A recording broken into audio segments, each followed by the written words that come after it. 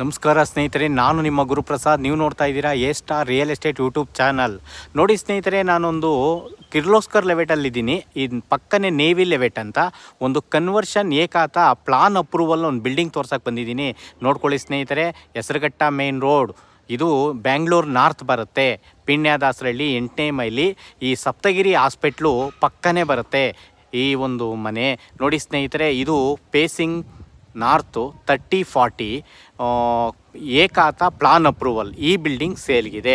Total income ಬಂದ್ಬಿಟ್ಟು rental income ಬಂದು 55,000.